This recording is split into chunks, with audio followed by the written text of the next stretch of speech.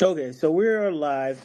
Um, just wanted to quickly go over where we're at. What are some of the initiatives that we have going on behind the scenes at Elephant Money? The biggest one being the Each One Teach One Marathon. And the reason it's called the Each One Teach One Marathon is because it's all about growing adoption, growing the amount of holders for Elephant. And that will be running um, pretty much indefinitely during this bull run. We're going to be roughly giving out $52,000 every year, at $1,000 a time to every new member that joins the herd. There is all it takes to qualify is a $10 deposit or equivalent deposit of Elephant in a fresh wallet using Buy with Bertha. So this is less about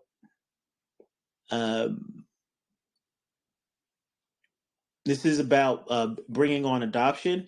This is about sharing the opportunity here at Elephant Money with other folks. You can even see their wallet for them using Buy with Bertha, and just set the destination to a new wallet. But the main point is to get new participants involved, $10 minimum, and you get a chance to win $1,000 in Elephant per week. Each week, the clocks reset. So if you haven't won with the prize money is only available to new wallets that have been created since the last winter.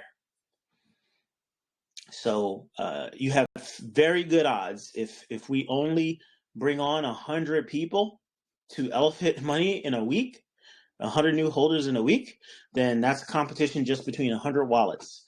If we bring in thousands in a week, then it's a competition with the thousands. Here's the thing, though. The whole point of this is to actually grow fast, viral growth. The more people you personally bring on, the better chance that one of those people will win, and maybe they'll kick you back something. Maybe they'll kick you back $20 or $100 for giving them the opportunity, and also the fact that they win. $10 is just the minimum, of course. People can get involved and make their pre-bull run allocations. So I'll get more into what's going on at the macro level with Bitcoin and what's going on in just a greater global economy. But things aren't going too well out there in the global economy. There's things like the U.S. stock market, Bitcoin, and crypto in general that are pumping. But everything else, especially global currencies around the world, Bitcoin is already at all-time highs in many major global currencies. Let's take Japan, for example. Japan's in the top 5 economies in the world, and Bitcoin is already at all-time high in Japan. So that's just to give you some idea in the end. So that's to give you some idea of where we're actually at in this cycle. There's a reason why people are basically rolling out the red carpet for Bitcoin right now in terms of getting it injected into the U.S. markets and global economy. But I mean, Bitcoin ETP products are not new, but they've existed globally for a while. In Canada, in parts in the EU, 21 Shares has been operating in the EU, several ETP products for years now. So it's only through the partnership with ARK Invest, that they would able to bring their products to the U.S. stock market. So anyway, I'll get into that more later, but crypto is where it's at, and we want to get people onboarded. You want to help people get, or especially, getting onboarded to the top 5 and also the major EVM chains and things like that. Ethereum, BNB, Solana. You want to get people. You don't want people finding out about all this stuff late in the game. You want them getting on now. So, and Elephant is also, with the various things that we have going on, is a great opportunity, and they should definitely be onboarded with Elephant Money. I think the best way to get involved with Elephant Money is the Elephant token at this stage. The NFTs are also great. NFTs are worth over $700 based on the current BNB price. There's tons of liquidity in the marketplace. We also have an official listing at Tofu NFT, where you can basically sell your NFTs at distressed prices if you would like, though I would not recommend it. I would recommend letting us get further into this bull run, waiting for the accumulation phase for Elephant in particular to finish, and then, for us to start marching along that parabolic rise where it becomes fairly self-evident what the worth of the NFTs are, because they print out Elephant, right? So people forget that. One other thing I would note about the NFTs in general is if you absolutely don't need the money, well, even if you do need the money, flooding the NFT marketplace is not a good idea. You think about the NFTs as a neighborhood. We've already described the NFTs as real estate. Just like any real estate, what happens if you flood the marketplace with houses? So what happens in like a bad neighborhood, for example? Everyone wants to sell and get out. Housing prices go down. But also, if there's too much inventory, then the houses just sit there, and that's not good for anyone. So if you really don't need your funds, it's probably wiser to pull the inventory off the market. So I've said before, NFTs are a complete product. That doesn't mean that at least there's things like the marketplace. We can't make UI adjustments to help people do the right thing. I'm inclined not to do that. I'm just giving you a heads up. I'm just saying, if you're just if you see that there's inventory on the marketplace, probably not good for you to list. Let somebody come in, let buyers come in and nibble at it before you be too hasty just to list your NFT. Because when you're just listing your NFT, there's two things that are happening. When you're listing an NFT, you're not earning from the NFT, right? So if you're listing your NFT in the marketplace as opposed to staking it and earning, then when Elephant recovers and gets back to what it does, which I believe it will do, just based on the math alone, and the fact that we have long-term holders who are properly diversified in the marketplace, will make gains during this sort of perpetual bull run that we're about to enter into. The stock market, for example, and sorry for bouncing around, but this is how my mind works. This is how we get things done here. So, and the stock market, you basically have to see all the interconnections. That's the beauty of the thing, and that's why you have Elephant, which is outperform every single asset in the bear market, is going to do pretty well in the bull market. Just like BNB, it's a laggard because it's just not popular. The SEC, U.S. government, and pretty much all the rest of crypto has made BNB unsexy when it's just as sexy as Bitcoin, as if not more sexy than Bitcoin. Because if Bitcoin was the digital pet rock, digital gold, BNB was the productive asset tied to an actual business, which is Binance, and also Binance Smart Chain. Before Solana was all the rage, BNB was the rage, and it still is.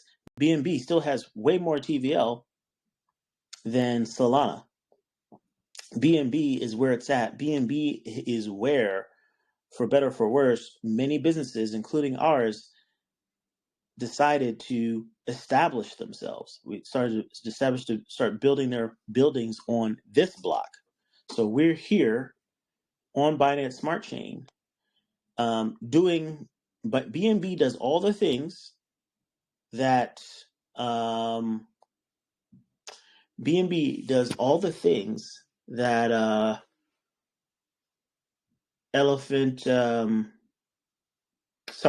does all the things that Solana does, and it does them fast enough. Like, even if, for as fast as they say Solana is, if you've ever used it, you can execute a transaction, and you still might wait a couple seconds before you see the transaction complete in the UI. So that's just how things work. And so BNB,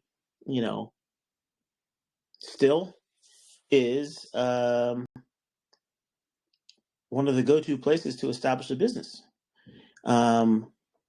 It is not a dead chain. It's definitely not a ghost chain. So look at the TVL in Venus. Look at the TVL in PancakeSwap.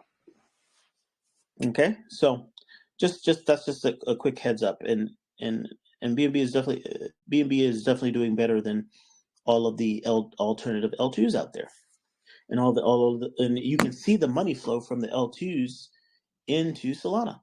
So, but I think that BNB has a significant foothold, being part of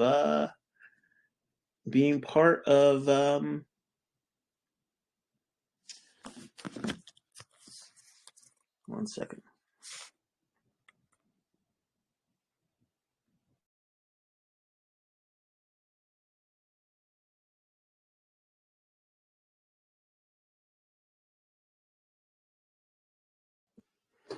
All right, we're back.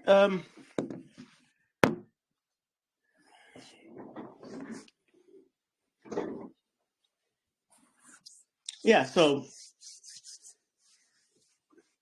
BNB is basically doing what Solana wants to do, except it hasn't gone down like Solana has over 12 times. So just want folks to remember that.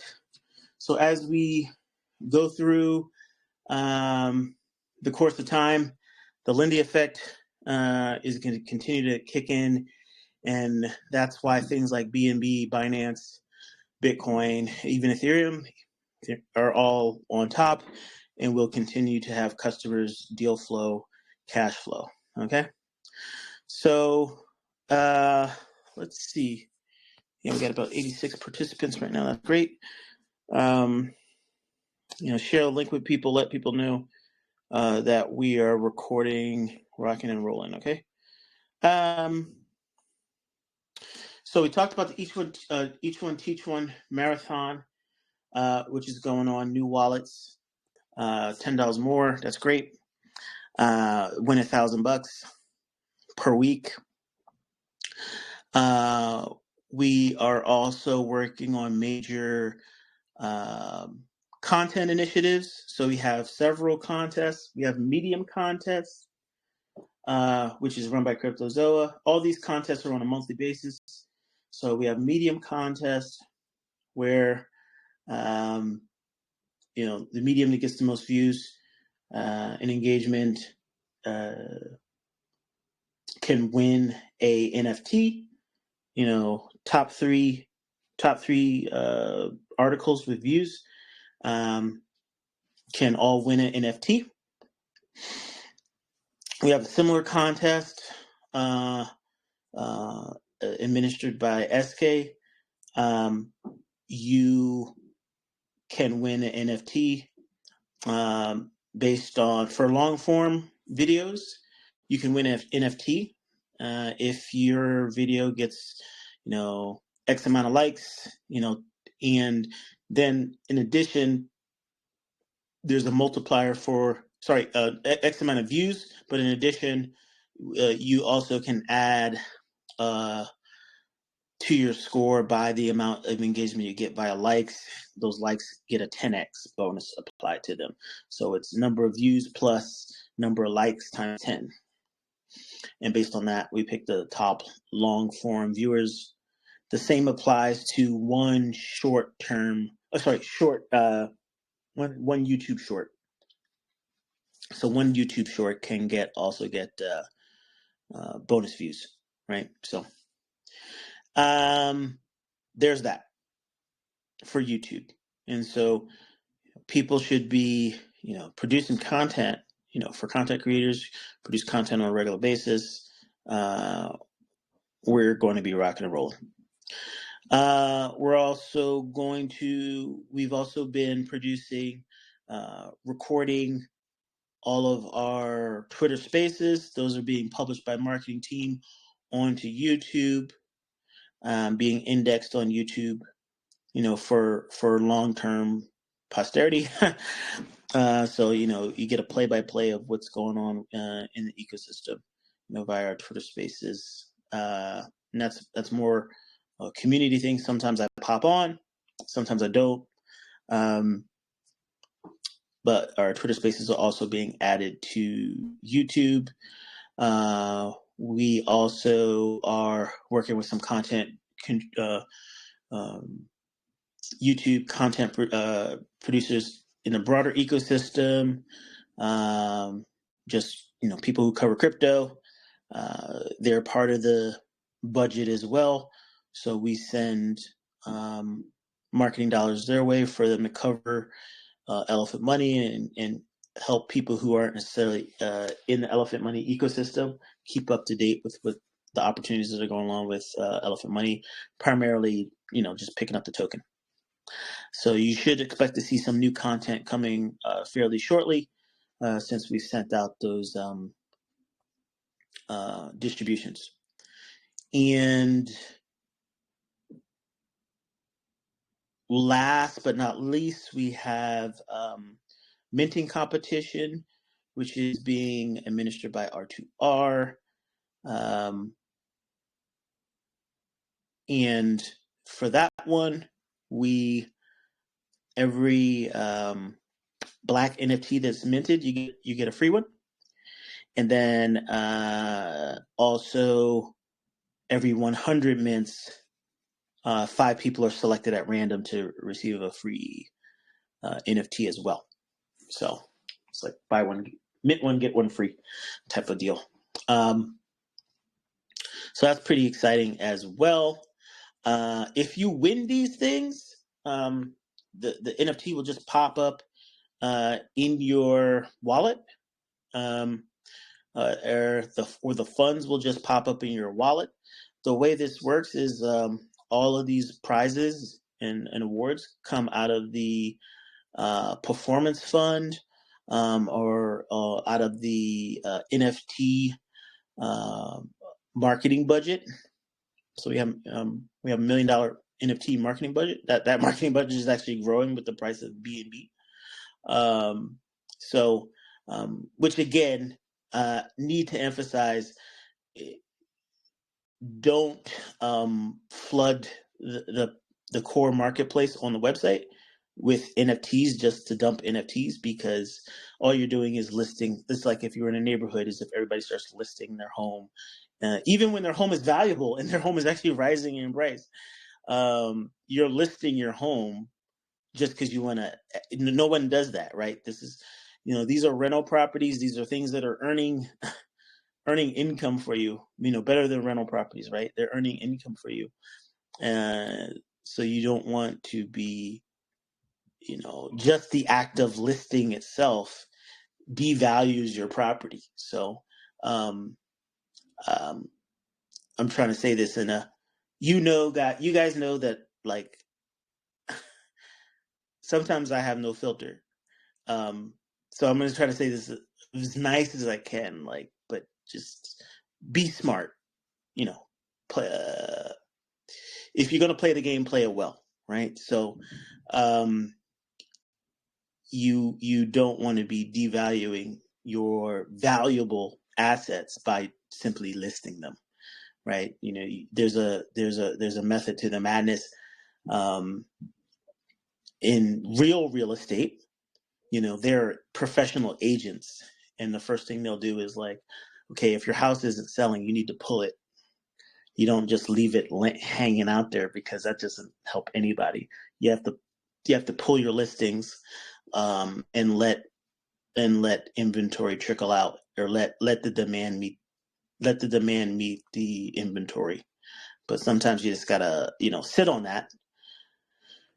But the difference of this versus just owning like your own like residential home that you live in is that you still, this one with these assets, these NFTs, you still have tenants, you still have people paying out um, rent. And the good thing with Bertha is that Bertha is going to continue to pay out that rent regardless, right? Rain or shine. So the NFTs are a great product because they're paying out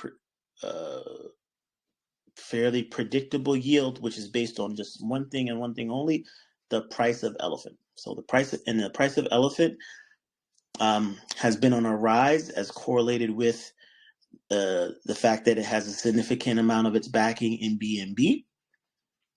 And the only thing that's slowing that down, once again, is unfortunately the holder base. So um, the holder base needs to either grow. The holder base always needs to grow. Just like, we have to look at Bitcoin as the standard, right? Bitcoin is the standard. It is the flagship asset in this industry. It is the only reason things are going well in this industry right now is because of Bitcoin. Okay. We were in a protracted bear market until we weren't, and we weren't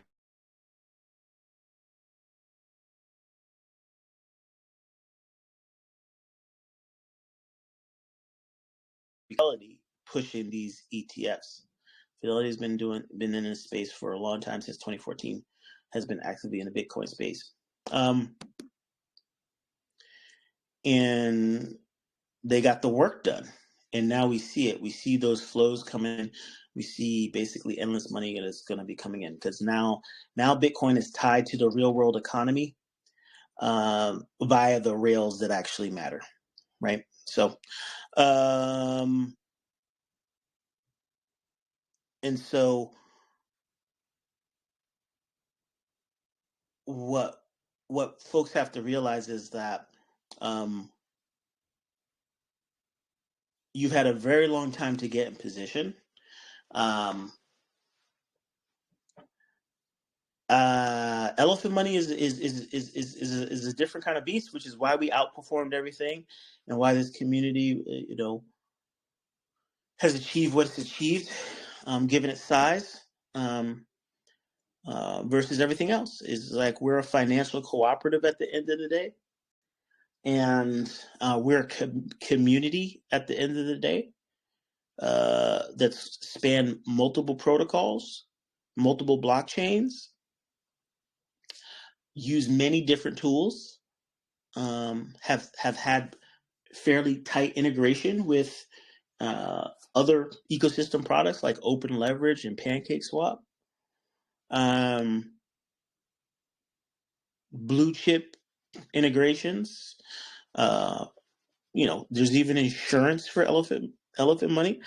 I'm gonna work on renewing that, but there's even insurance that you can buy for elephant money. So there's a ton of value here, but you just have to understand how the market works, how these cycles work, and really accepting what the new normal is going to look like. So in this new macro economic normal, there's going to be money flow just from the traditional markets and infrastructure on a daily basis. Funds are going to be uh, coming in and buying Bitcoin, right? And you have to think, whether it's businesses or high net individuals, sovereign wealth funds, retirement funds, you name it. Now they can all buy Bitcoin, and those funds are going to flow into Bitcoin at the market open at 9:30. So Eastern time. And the game that needs to be played now is, well, how do we get those funds to Elephant, if that's even a goal? That's all. Elephant's a part, I'm assuming you're here because Elephant's a part of your portfolio. And I said it that way in particular because if I was just a product or protocol founder and I just wanted to extract value from the protocol, then I would just say, just buy this. I wouldn't talk about anything else. I would not talk about anything else. But I'm the founder of a financial cooperative that spans multiple protocols, not just this one. Hey, you could buy some Vault. Vault was, second protocol running on Ethereum. Vault token, you can find Vault token listed in a lot of different places. In DeFi, probably less gate kept than Elephant, matter of fact. So, and maybe I need to work on that, but either way, we could easily pump Elephant if we want to. It only has 1.8 million supply. It's also part of this financial cooperative. The cooperative is not the protocols. The cooperative is the community. And the cooperative is not the Elephant community or the bankroll network community. It's just the community. This community is a Bankteller production, but I'm trying to work on a foundation, and I'm going to give you an update about that as well, right? So, because all these things need to be maintained and, maintained after,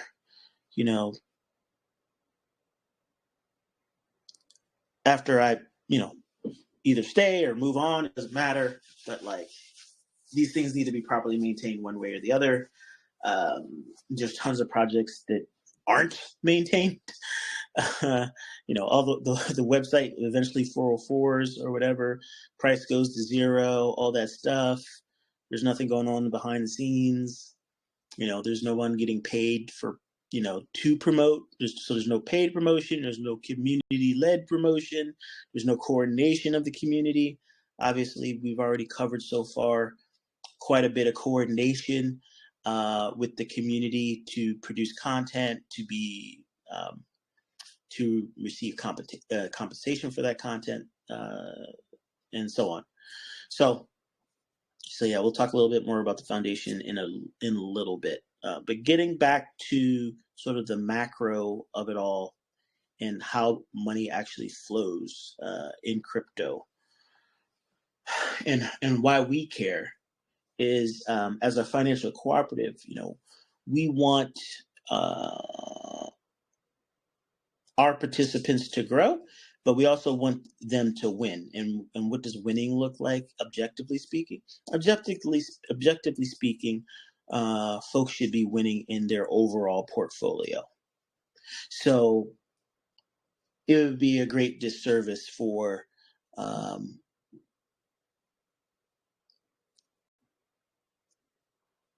the community or even myself to not help each other get in position and do the right thing as it pertains to getting your portfolio in the best shape before things really, really take off. So we haven't hit all-time highs in pretty much anything yet. Bitcoin's doing a pretty good job of working its way towards all-time highs.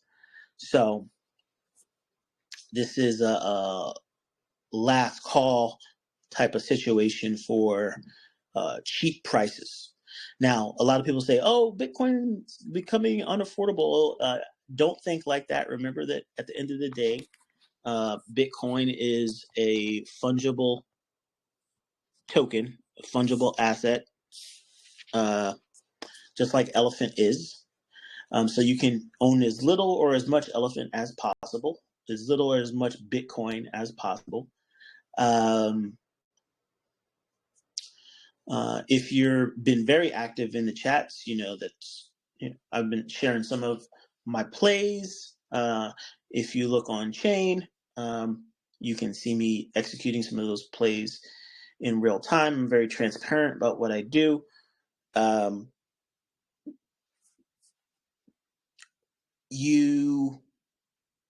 And what you do depends a lot on your own situation. So I'm pretty sure that there's no one in Elephant Money that is in my situation.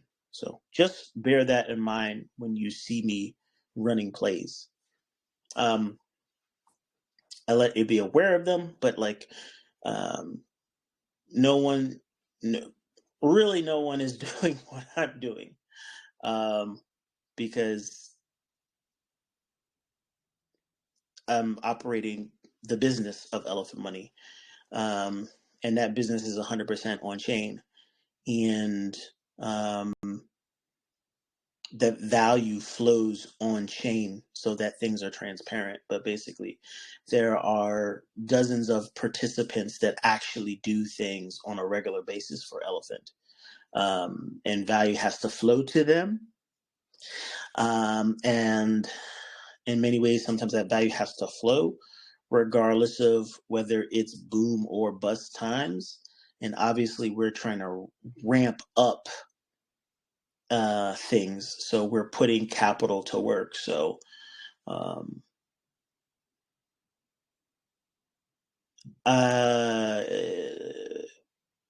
almost over 2 years ago now, when the exploit happened, I had to sacrifice quite a bit of my own personal capital to keep things afloat at Elephant Money. At some point during the recovery, going into the second parabolic rise, after the advent of the governance contracts and what they do to protect and grow Bertha, we came up with the performance fund so that we can actually pay for things without my personal funds going to zero. So we made that transition. Given the distribution accumulation of late, buying power, like there's some things that are fixed cost. So my buying power has actually been decreased. There's fixed costs for the core marketing team budget. There's fixed costs if, like, say, for example, we want to run BSC scan every month through their good graces and things like that. Like that's a fixed cost that's not going up in price. But that is a additional cost that, like, for example, we want to keep that running till the wheels fall off. Those are the types of things that we have to pay for, and we have a 1% governance budget to do that. And so it's important that in general that we keep growing. So I think people should be less focused on price anxiety. Understand that we're in accumulation. So if you look at, for example, the 80% rise of Solana in the past 3 months or something like that, then you compare that to what BNB has done. You realize that BNB has been lagging for a while. It's sort of woken up in the past week or so, but it has been lagging versus things like Solana, things like other things in the top 20. Ethereum itself has been a laggard, so those things to contend with. But the way that Elephant Money as a protocol works is we have liabilities on the front end, and we have the treasury that pays out those liabilities on the back end. And then we just have the token itself, and there the math is pretty simple. More people buying the token go up in price, and the less people buying the token, the price will go down. And so we did what we needed to do for over 2 years during the bear market. We need to do what we need to do during the bull market, and fortunately, what we need to do has never changed. DCA and each one teach one first, and then DCA. Why is that important? It is because I talk about a lot of things that like protocol founders do not talk about with their community, because it's about education as well, right? But we're part of a cooperative. This is just the bank. This is just one piggy bank where you can store value. People who stored value here were able to tap into that value. We've seen that through the distribution and accumulation that's been going on. So there's people who are already in the protocol who are growing their bag. There are people who have already been in protocol who are tapping into their bag to go into other opportunities. There are people just straight out just selling, and maybe exiting the market. Obviously, that was not be a wise thing to do. But like, what does that look like? That could be someone who's just trying to pay taxes or something. You don't know what each person's personal situation is. So on that front, I would say never sell just because they're selling. And you don't need to sell when there's when a protocol has proven itself and it's not going anywhere, right? Like from an architectural perspective and what we need to do to actually operate Elephant Money on chain, we're in great shape. We're in great shape. Realize that this protocol on chain is under constant attack. The fact that all things are running smoothly is proof, and for X amount of time, uninterrupted, is proof that everything is working, right? So we're healthy in that regard, even when people are selling and the price isn't just super crashing to zero. Like, and Bertha is doing quite a bit of maintenance of debt obligations while still pretty much holding her own, even with less inflows in terms of people buying anything, right? So, and why is that? Why have things slowed down? Is it because Elephant Money is bad? Absolutely not. Absolutely not. It's not that Elephant Money is bad. It's that, one, it's the bank for a lot of people. Their value is here. If they want to do anything else, they got to take the value from here, not from anywhere else. I get personal messages sent to me. I can't read them all. So I'm telling you now, if your stuff's unread, don't take it personal. But I get messages all the time from people saying, I got this, I did that, or, both, when I get the message, it's never too crazy, right? Because people are, it's one-on-one and people are just telling the truth. So the other thing that I realize is when people are talking a lot of negative stuff in the chats, especially side chats and things like that, those are trolls. Those are random people on the internet. There might be legitimate concerns, but the people who keep going on make it their job to sow fear. They're trolls. And trolls are handled a certain way here at Elephant Money, especially in this chat. But even in well-meaning, air quote, venues, they just let trolls run amok, right? And that doesn't really help the cause. Um, so just want to keep that in mind as well. But where are we going with this? Like, so basically, the reality is that there's a ton of opportunity out there, and it's still early. Like, are people? Are all the people that you know blowing up your phone talking about Bitcoin, talking about Solana, talking about anything? That's not happening right now. Retail's still not here. Retail's going to be super late. You gotta you gotta wonder what are they distracted by? I felt like when I was growing up, I was distracted by a lot of things. A lot of things were just like new.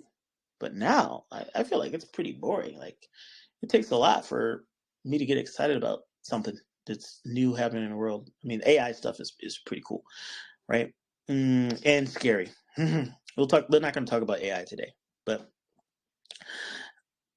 yeah, they can create. Okay. Sora, OpenAI Sora was released like a couple days ago. Can create very impressive 60-second videos.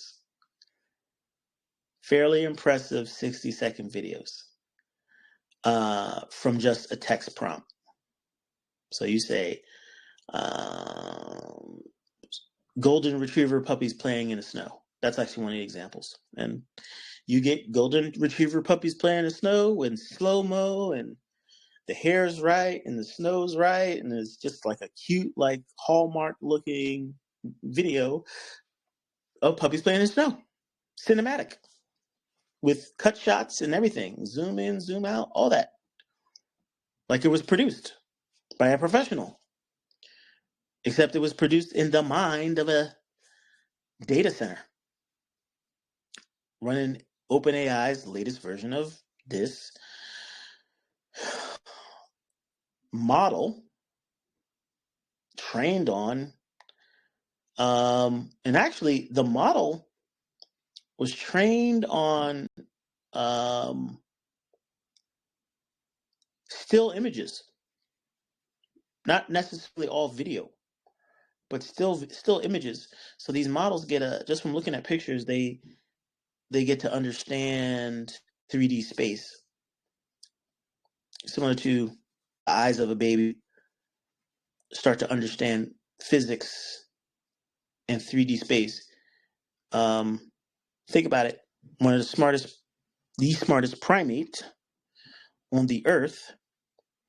We come from ancestors that swing on branches in the jungle. You have to understand physics and 3D space just to survive. So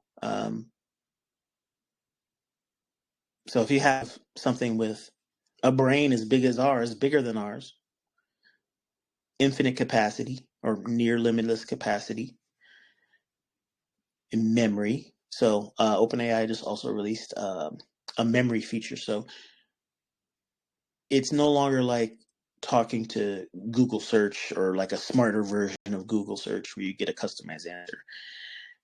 This thing will remember you. It will remember your conversations, remember what you asked, or remember facts about you that have been unearthed or that you supplied it.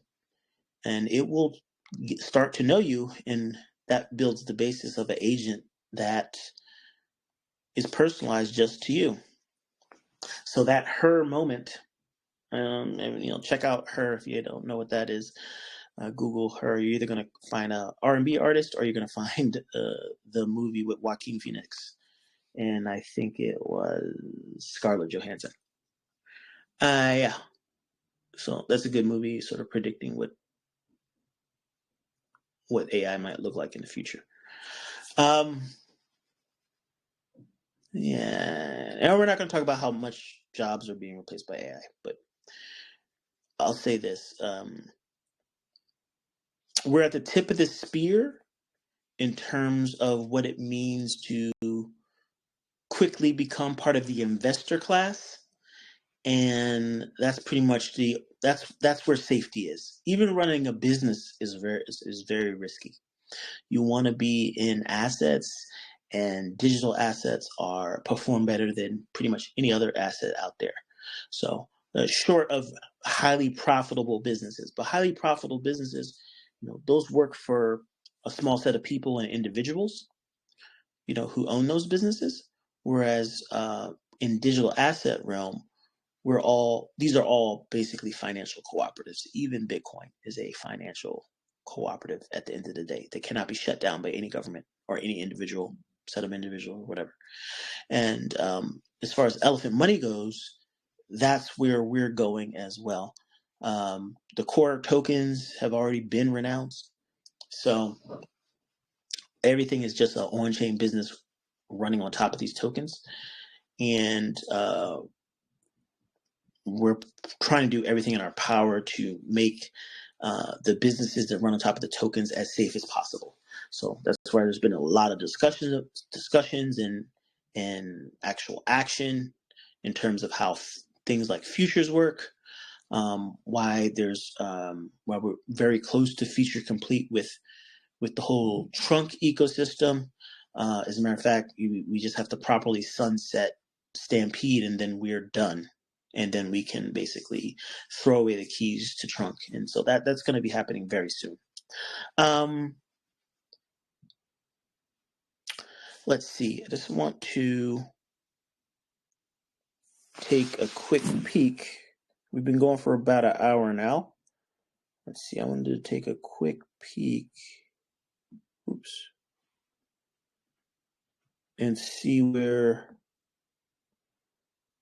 Let's see if we got any good questions or anything. Let's see. Okay, I think we're good. So,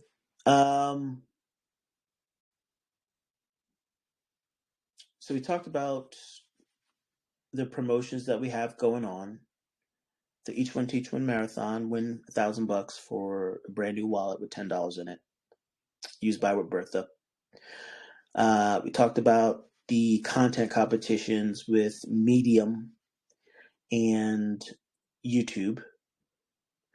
We talked about the NFT minting competition. Mint a black one, get one free. Mint every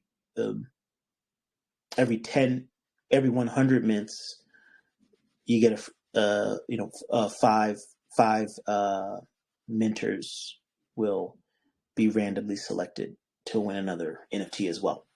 So those are the competitions, and those are all funded through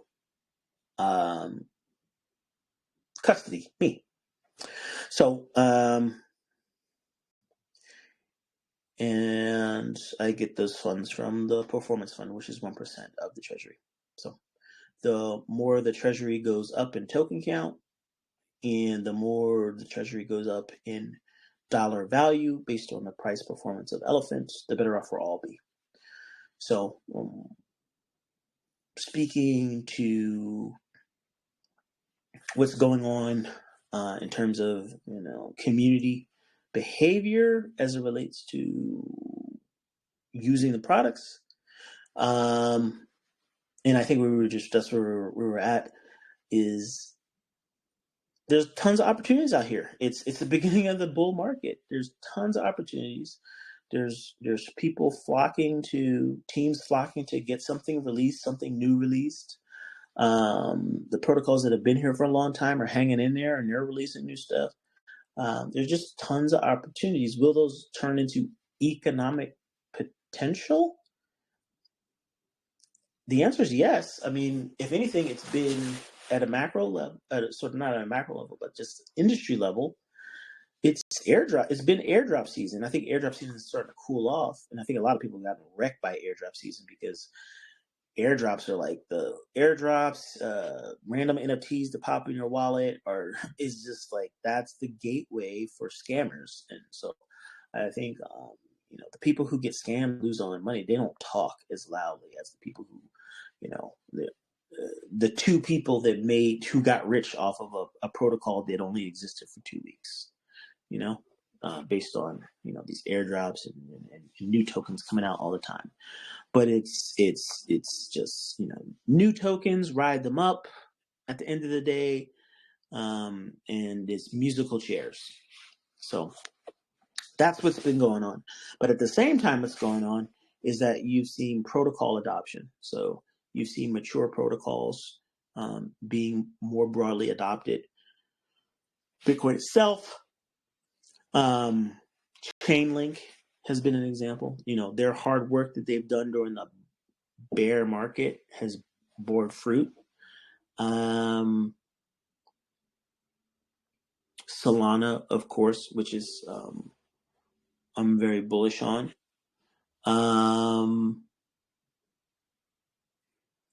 And yeah, it goes on down the line, but there's just tons of and then once you dive into any of these particular ecosystems, you may find other opportunities. Like for Solana, there's Pith, which is like a Chainlink equivalent on Solana, and also other chains, but primarily on Solana. And it's had very bullish economic performance from a price perspective for tokens. So those are the things that either slow down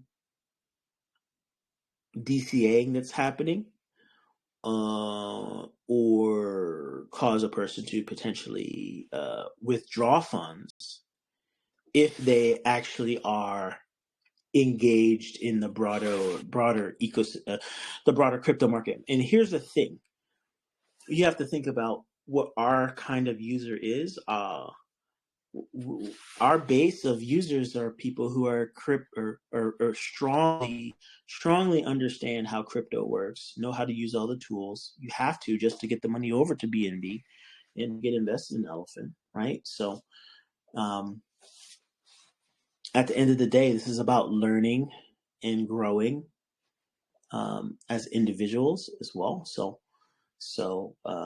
it's not just about some grandiose cause that is while good and everything, is being serviced in many ways by and I'll just say it as simply as I can. Like the easy button for global financial inclusion is Bitcoin, and the rest of and then after Bitcoin, it's the businesses and protocols and communities that exist in the digital asset space. And from there, your mileage may vary. And it can go, and you can do tremendously well and outperform Bitcoin. But I'll be the first one to tell you, I was there at Bitcoin from the start. Most people know this story already, but since 2011, and I will, as a leader of a financial cooperative, as the current leader of this financial cooperative, because I won't be around forever, right? Unless the AI figures that out.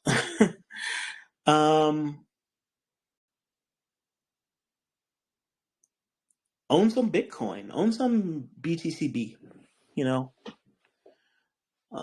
but own some Bitcoin. Own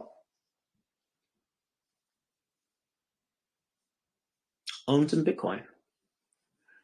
Own some Bitcoin and own some Elephant. Because Elephant beat Bitcoin for the past 2 years in the bear market. And its tokenomics are superior to Bitcoin. But I don't know when Larry Fink's going to be knocking on our door. I can't tell you when that's going to happen. If Bitcoin is any indication, maybe they'll knock on our door after the next 5 years. But like in the meantime and in between time, the uh, the world's funds are here for Bitcoin right now, right now. And if you own some Bitcoin, just like when you own Elephant, you could own. Did you own Elephant in the flats? Did you own Elephant only during the parabolic rise? Did you own Elephant only during the distribution and accumulation? The point is to own Elephant, period, and to be in the market, period. So if you own a little bit of Bitcoin, you're not missing out on the market. You're not missing out on that BlackRock money, which is basically that global. It's the ocean of liquidity, and now now it's being mainlined into Bitcoin, and and those flows won't stop. Fidelity is putting Bitcoin into their ETF. They're putting their Bitcoin ETF into their world fund. It means that everyone who's rich, everyone who's in Fidelity period, should have a slice of that. That's the way to just get diversified. Like, I'm just invested. I'm diversified. I don't want my family to have to think about anything. Just put all my wealth into the world fund and just have that actively managed. 1 or 3% of that is going in Bitcoin. So world's wealth is going to be, from a Fidelity perspective, it's going to be invested in Bitcoin. But all the other players, all these people who launch these ETFs are money managers. And so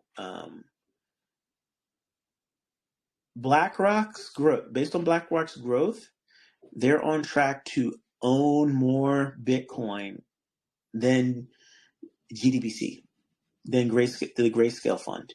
So Grayscale is bleeding out, through mismanagement, this, that, and the other, through the structure of the trust itself, and the fees, and the fact that okay, so now that BlackRock and Fidelity have a product, do you want your wealth to be managed by Grayscale?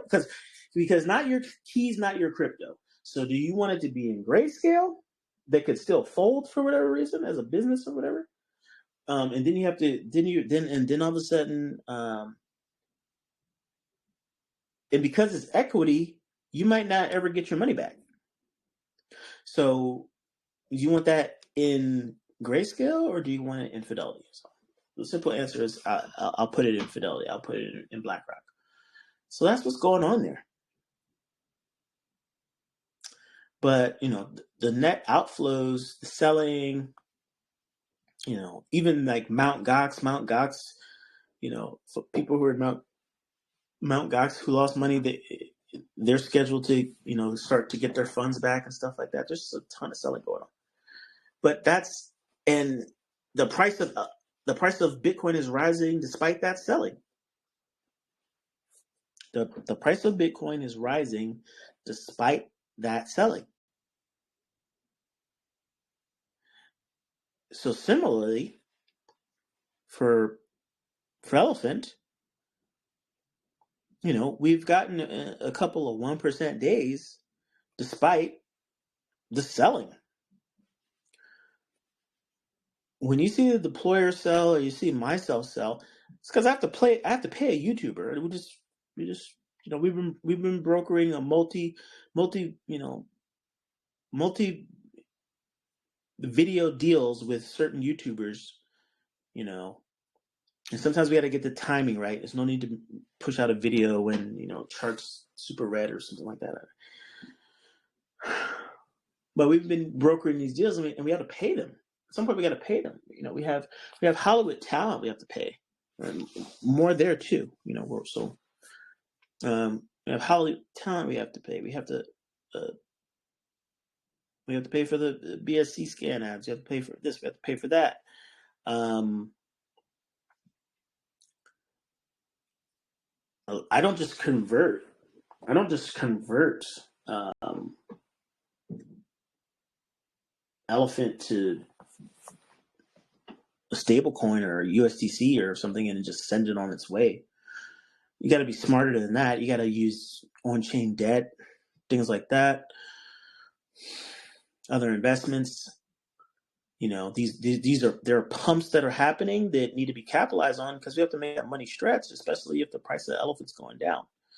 So paying for expensive things without capturing any value would not be smart. So, you know, you see me moving money around on chain, things like that, Solana, all that. That's to make the fund stretch. But eventually,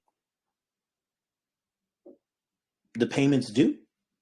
Either the video doesn't get made, or in the case of like some other things, like, you know, the ads don't get run, or in other things, it's like it's breach of contract if I can't keep the payments up that we've committed to, if you can't pay the marketing team, our socials stop being maintained. If you look at we have a link to Certic, and for Certic, you know, it shows all of our it measures a lot of our health metrics and things like that, and you know, on social media, we're pretty strong. I mean, we have consistent updates about what's going on. When community members create content, it is the socials that aggregate that content. That's all handled by a professional marketing team, right? We also have PR that we're working on. It's a little bit tough for us because in some basic ways, there's a lot of gatekeeping going on. A lot of projects are gatekept for one reason or another. And we still deal with that. There's a lot of sort of there are things that we can do, though, to just get the word out regardless. Like, you know, run PR news wires and things like that. And next month we will be ramping that up. We will be ramping it up. It's not that we don't know how to do those things. It's that for one, without a feature complete product, we're not doing those things. We want to have a clean, concise message, and we also want to be doing what we need to be doing as a community to grow holders and things like that. Because the best advertisement is a chart. You know, we more than we tripled our numbers by price action alone, and we can do that again if we take a each one teach one approach. If you were like, well, I brought someone in and the price went down, and so I'm not doing that anymore. What? Think about the people who brought. If you got in via Bitcoin, think about that person. Is that person a bad person, or did he do you a disservice because Bitcoin went to $3,000? Maybe they got you in at $20,000, and you saw Bitcoin go down to $3,000. Does that make the person who brought you in and taught you about Bitcoin a bad person? No, all investment has risks. Understand the risks. Understand things are volatile. Understand that this is new technology, but this is a major opportunity for you to personally change your life and for you to change the lives of others at a time where people's fundamental livelihoods are under threat.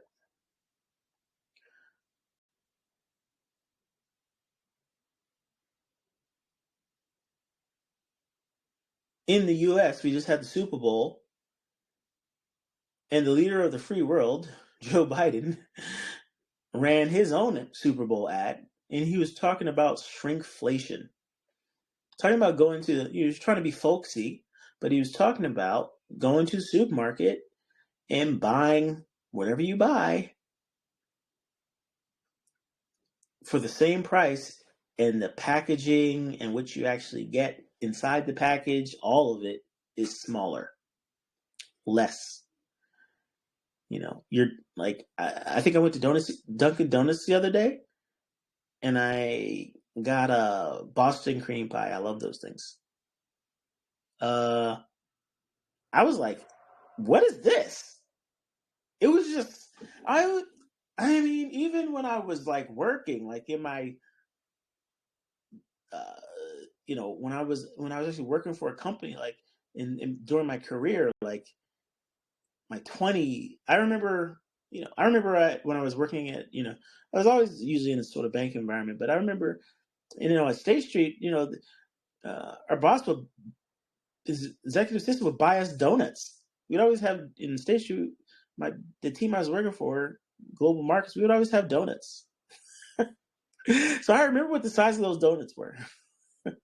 I'm very familiar with the size of donuts over the past couple of decades. And I'm just like, this is pie? It's like maybe the size of 3 munchkins. And it's the Boston cream pie, like, was one of the biggest donuts in Dunkin' Donuts. And then you have like a cinnamon roll. And cinnamon rolls would be huge. Right? But yeah. And it was tiny. They had a Valentine's Day version. It was tiny. 2 bites. I was like, what is this? You know? Like yeah. Yeah, just insane. So yeah, things are smaller. And that's because the cost of goods and cost of everything, transportation, manufacturing costs, processing costs, all that way higher because of real inflation. So the only way to combat real inflation is 2 ways. You increase your income, and that can involve like real productive work or via yields, right? So you got to find high yield things. High yield is like, that's the holy grail, and that's hard. And then the next thing is asset inflation. So you got to have things on the asset column of your balance sheet, and they got to be rising in value faster than inflation. Those are the ways you're going to beat inflation. Else you're going to be running out of money as you try to pay for things. If your income isn't growing and the assets you own aren't growing, but inflation is, cost of goods is, cost of services is. So,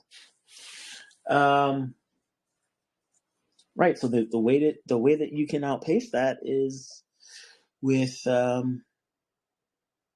digital assets that are performing well. And in that regard, you have to understand where the puck is, but you also have to know where to skate to, right? You got to anticipate where the puck's going to be. And so,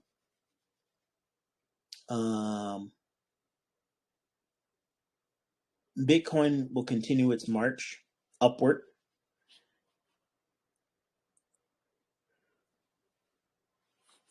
But there will be consolidation at times. There will be distribution at times because humans are humans. One particular group of stakeholders to keep in mind when it comes to Bitcoin is the miners. The miners are constantly, trying. I think the miners are going to be a very interesting case study a couple of years from now because about what the miners are doing now. Right, halving's coming up. It's getting increasingly more difficult to mine, which makes you got to wonder, like, why are all these assets? Why are the Bitcoin miners are on fire in the stock market, right? That's the easy button proxy to the hard work that actually needs to be done to maintain this very important network now. So the people who do it the best and most efficient, there's going to be consolidation of the miners, and it's going to happen around. It's going to be a survival of the fittest, survival of the most efficient that are going to win this race for capital injection. So you can own Bitcoin, or you can own people who mine Bitcoin. You can own all of the above. All of the big players in digital asset market, Coinbase, stuff like that, for example, as well. So,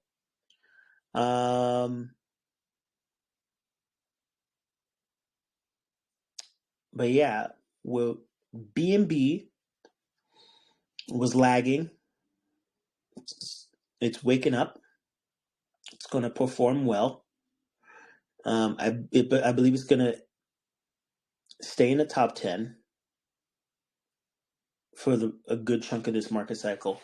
I think it's going to stay in the top 10. If not, solidly stay in the top 10. Regardless of what comes. Like, there's nothing coming that's going to displace. There's nothing new coming that's going to displace BNB. I think for this market cycle, this is a maturation phase where the assets that are coming from the big spigot now are going to go to mature, proven assets.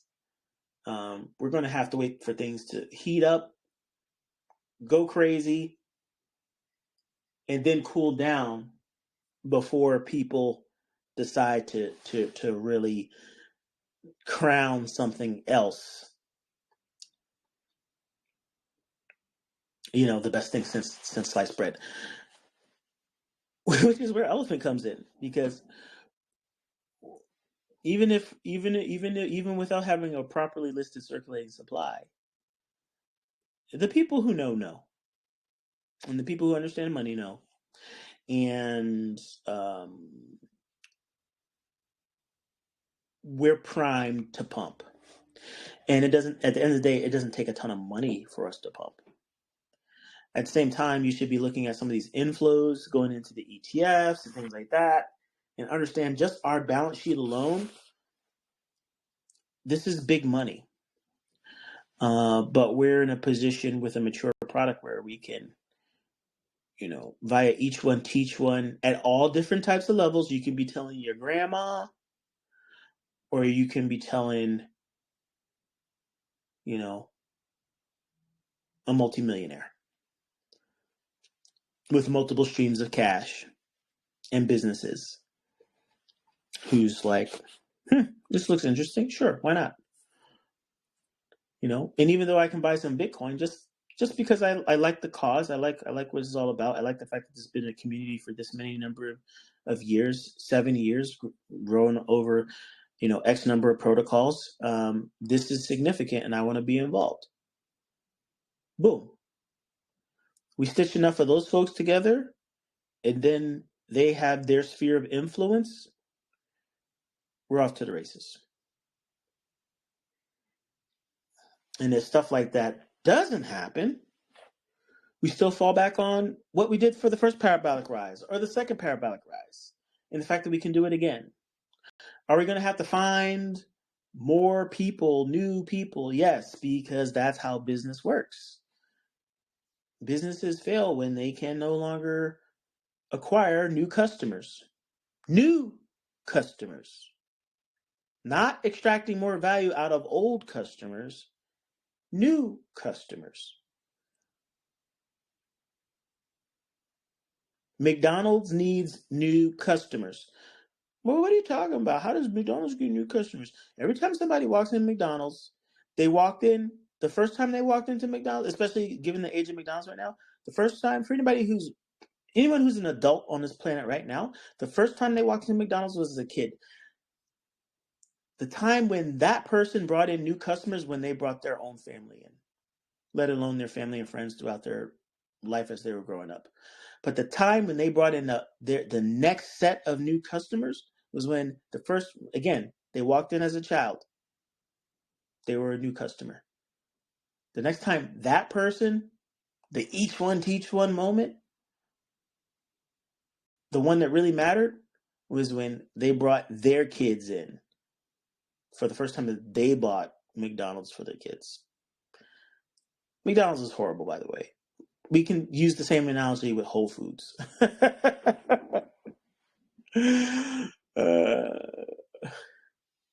But the first time you walked into Whole Foods as a kid, was it as magical as the first time you walked into McDonald's? I'm just asking.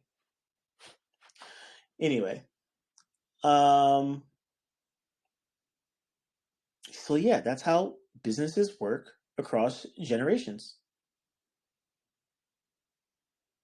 And many of you have brought your grandparents in, your parents in, your uncles, aunts and uncles, nieces and nephews, and some of you even created accounts for your children. So yeah, we're already doing a generational thing.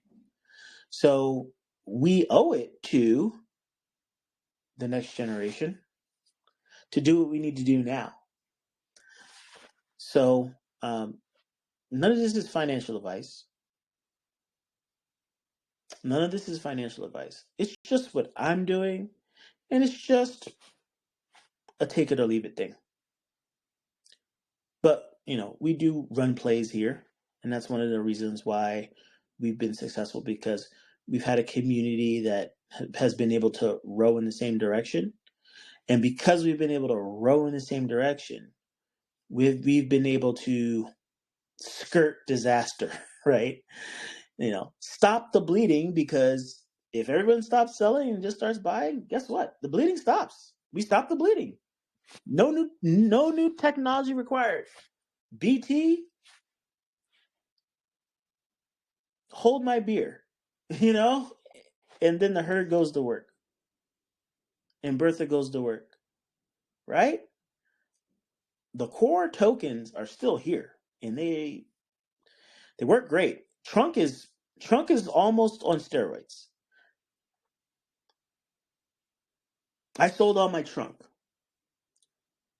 but Trunk's on steroids. Why did I sell all my trunk? I'm trying to rotate into accumulation of elephant, which is the driving engine of all this. But Bertha buys trunk and burns it. So we're going to dip down and floor out, and Bertha's going to chew on that all the time, lowering the supply. And then when elephant's riding high again, as it should, because I pretty much believe we're pretty much at all-time highs, if not still past all-time highs in B&B comparative. So when B&B reaches all-time highs, like similar to the all-time highs that it had at the first parabolic rise, we're back at all-time dollar value highs. So if B&B just continues the price action it's doing as Bitcoin continues its ascent, surprise, surprise, surprise. Instead of being in the low 20s, we're now in the high 20s. Instead of being in the high 20s, we're now in the low 30s. Then 35, then 40. When we hit 40 cents per million without doing anything, because BNB, because Bitcoin and BNB are just doing their thug thistle, like what? What? People are gonna FOMO in and just buy elephant. Elephant's back at all-time highs, and you didn't have the community didn't do anything. So the first thing that we need to do as a community in terms of the playbook is to just stop selling.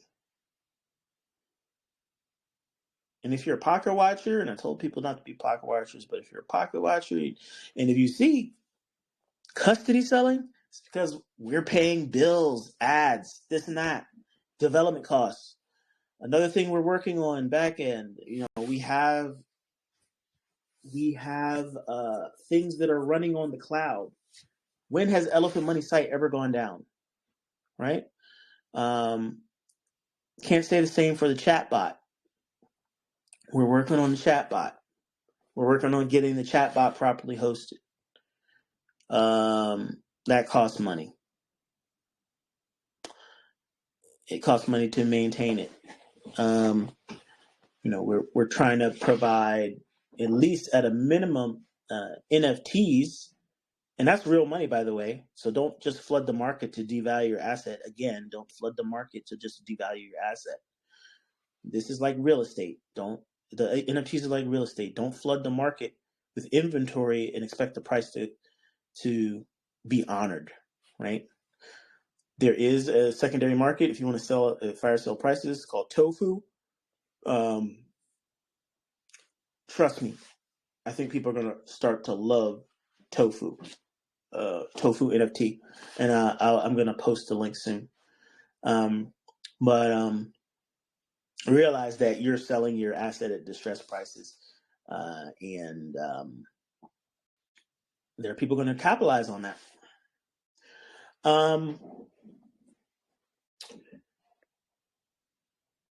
Yeah, but in terms of rowing in the same direction, it starts with enough of the monkey see, monkey do.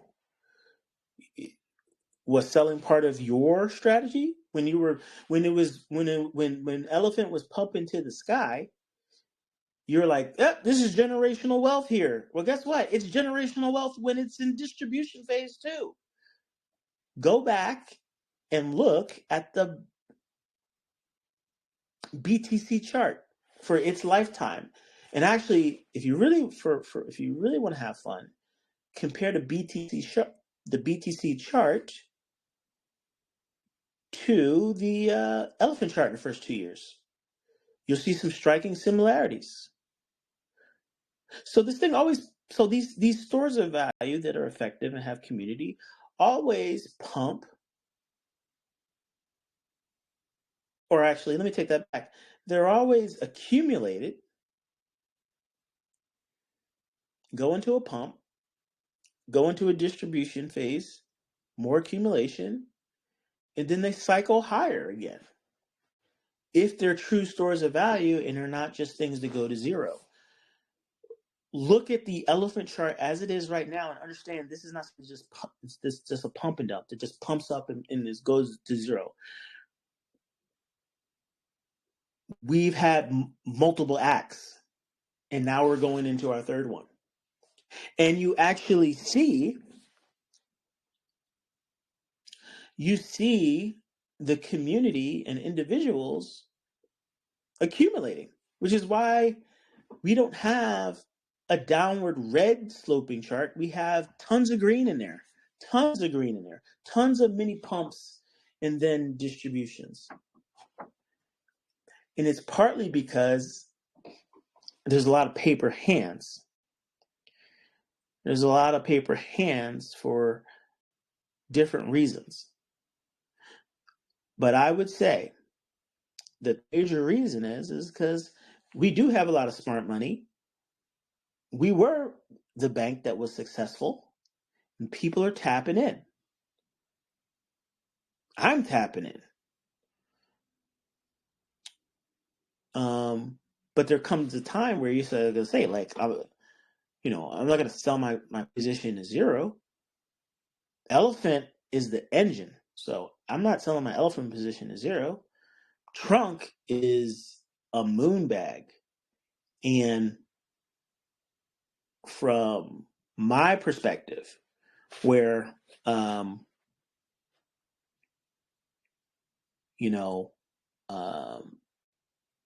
I'm still in accumulation phase. The reality is there's still not a ton of sources of yield that pay out as well as the elephant money ecosystem. So futures being one, things like that. So I'm tapping into those stores, tapping into something, some of my nest egg to make it happen. But that's just me personally. For everyone who has a day job, why are you selling your elephant? You should just continue to buy more. I'll say this one more time. For everyone who has a day job, and that's why I've never told people to quit their day job. It's this futures and the rest of the ecosystem and even elephant token itself. It's all a supplement to what you have here, right? right? Now, this has allowed people who are like in the retirement phase, to get a lot more bang for their buck, and I get that. I get that. But here's another thing: like at the end of the day, for example, with futures is an annuity product. Look at how these ETFs work. Look at how Fidelity's ETF works. At the end of the day, is the ETF just creating value out of nowhere? Well, what if there's no new customers? Oh, it's a Ponzi because it needs new customers. The ETFs are not a Ponzi. Ponzi's are when you say money's coming from somewhere that it's not. Other than that, all systems in this world rely on a relationship between multiple stakeholders, one or more stakeholders. The number one stakeholder being the sun. The sun shines energy onto this God's green earth. Big hint, God's green earth. And then the value accrual starts from there, with the plants capturing the sun.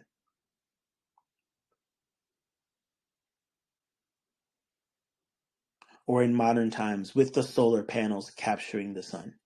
And then now you have electric energy, and then you can create value from there. You can use that electric energy to manufacture things.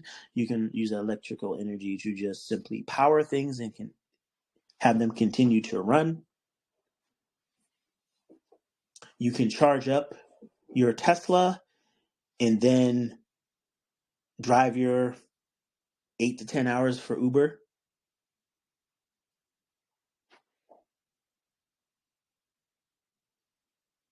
Okay? You can grow feedstock, you can grow corn, feed it to your cows.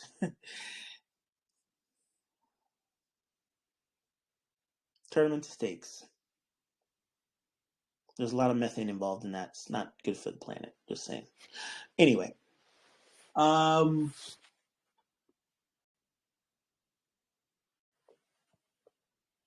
sun, the fusion reactor that is the sun, that's the only place where energy comes from. Okay? From the perspective of everybody here on God's green earth. Okay? That's where free energy comes from. Everything else is a circle jerk to turn it from one form to the other, and it requires participation. So, yeah. Those ETFs, the Bitcoin ETFs, they require promotion. They require new people and new money to come in for price to go up.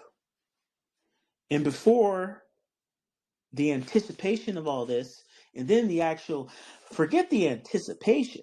The anticipation was one thing, and that contributed to the run-up. But the actual real participation from institutional money, institutionalized money, formal money on formal rails that are respected by governments,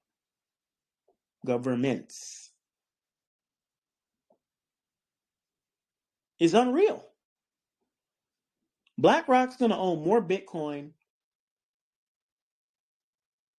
than GDPC.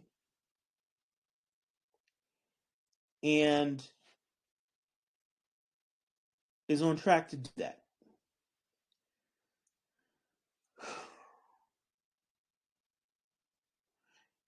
Bitcoin just became the 10th most valuable asset in the world. The number one asset in the world is worth $3 trillion. That's gold. I think the second most valuable asset is Apple, which is worth $3 trillion. So, and we're already worth $1 trillion. To flip, by the way, so if the second is $3 trillion and then the top is 13 trillion, guess what? We're 3x away from just being securely in the second spot. Second most valuable asset in the world is going to be Bitcoin. It is going to be Bitcoin. When people tell you Bitcoin is going to go to $1 million, what they're saying is Bitcoin is going to easily go to $200,000. Bitcoin goes to $200,000.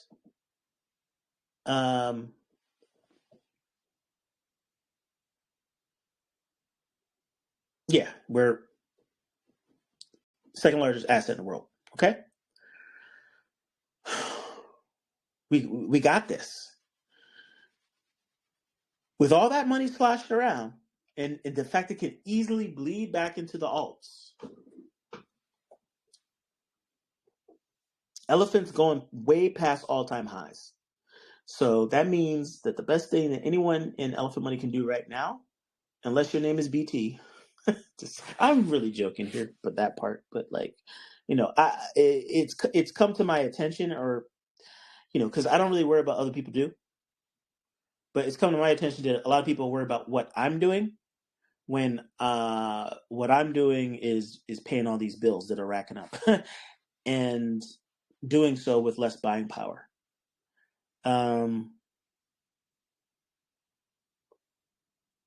We were spending about $50,000 a month on advertising at the peak of the first parabolic run. I would love to get back to those numbers. We can't do those numbers right now. We should be going up instead of down based on our holder base and stuff like that. And I've been communicating for a very long time that with very simple each one teach one, we could be doubling our numbers every so often. So, those are things. But to put things in perspective, I think on one day this week, the total volume was like 200 something thousand, and the buy volume was 30,000. That means the rest was sell volume. And as custody, we only make 1,700 a day. So if you hear any futters saying people are selling because custody is selling, that's BS. That is FUD, and that is folks trying to undermine your investment. And you promoting that, pushing that, is you personally undermining your own investment. So don't fudge your own bags. If you see an XRP ad, or if you see an ad for any protocol, it's because the protocol had to sell some tokens to do so. Another thing. Last time I checked, all these tokens that launch and this and that, what do they have? 50% for the team, 40% for the team, 20% for marketing. 20% for marketing, 40% for the team.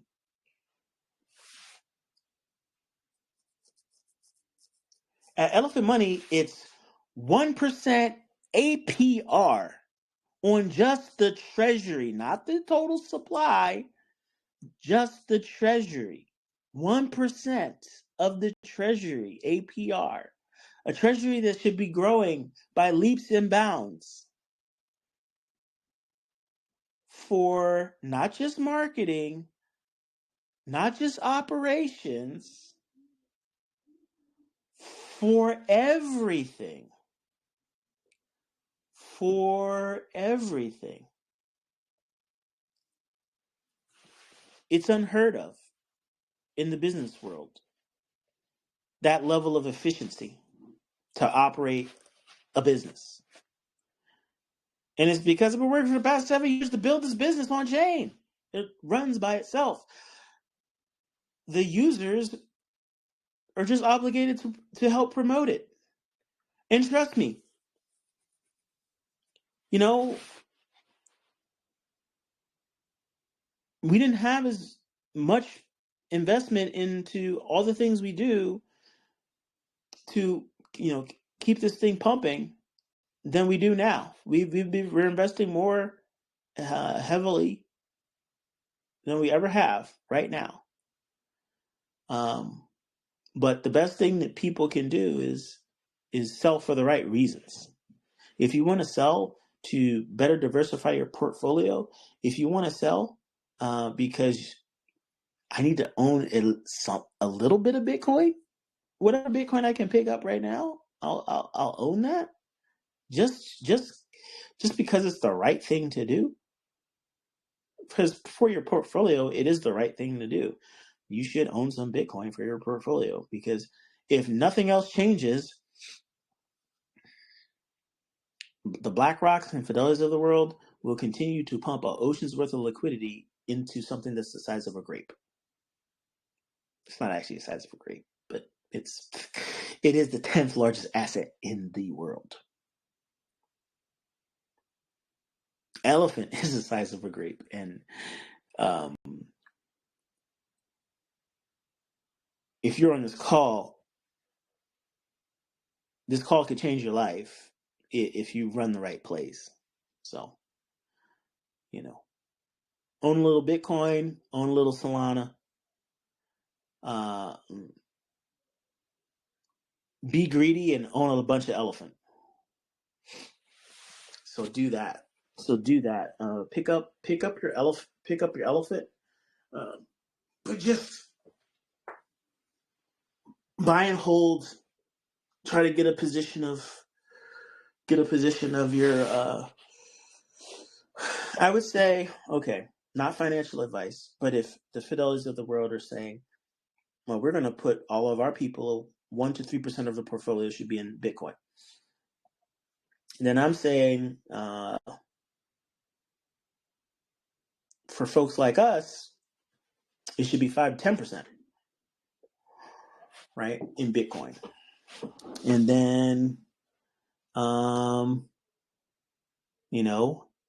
heavyweight BNB, heavyweight Solana, heavyweight elephant, right? And when I say heavyweight, I mean there's heavy there, and you can decide how much you want there, right? So, but make sure you have like I listed my picks. I'm not going to cover all of them, but I would say Bitcoin, Solana. Do you really need BNB if you have elephant? Not really. I don't think so. I personally don't think so. I have my NFTs. I have my BNB. When the NFTs are cranking out crazy return, right? When the NFTs are cranking out crazy return, because BNB has pumped and because Elephant has pumped, they're going to become hella desirable, and the marketplace is going to figure itself out. So once again, you have to be patient, and because this performs a lot like real estate now for the Elephant Money NFTs, you can expect there to be periods of drought. And so when the Elephant token is in incubation, you can expect that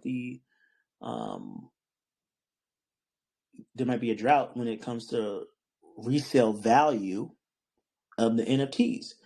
Now, there are people who have been trading the NFTs over the counter, not using the marketplace. A lot of NFTs are being traded over the counter. So there's a vibrant, healthy marketplace going on over the counter right now that a lot of people don't know about. I'm going to share the link to Tofu NFT because we're verified there. It's a verified collection. So There's potential for promotion there as well. And people will find out about one of the world's most profitable NFTs. And that's predicated on the fact of, people respecting the price of their asset. If you know your house is worth X, why would you sell it for a quarter of that value? Why would you do that? Right? So that's the same discipline that you have to have with NFTs. They're a different animal than fungible tokens, and you just can't dump them. Right? At the end of the day, with fungible tokens, backed by AMM, you can just or backed by any market, even, you can just dump them into the market. You can't dump NFTs in the market in the same way. And the group psychology has to be there. You have to respect the value of what you have in your hand. If you don't respect the value of what you have in your hand, how can you expect anyone else to respect the value you have in your hand? If you don't respect your wife, what makes you think anyone else, if they see how you treat her, you see how that works? Same things apply. The value of Bitcoin was because a global coalition of holders respected the value of Bitcoin. The amount of infrastructure and energy, the cost of all that, the sunk cost of all that, does not have to be respected by the marketplace. The sunk cost of all that has to be respected by the holders, not the next person you're trying to get to buy.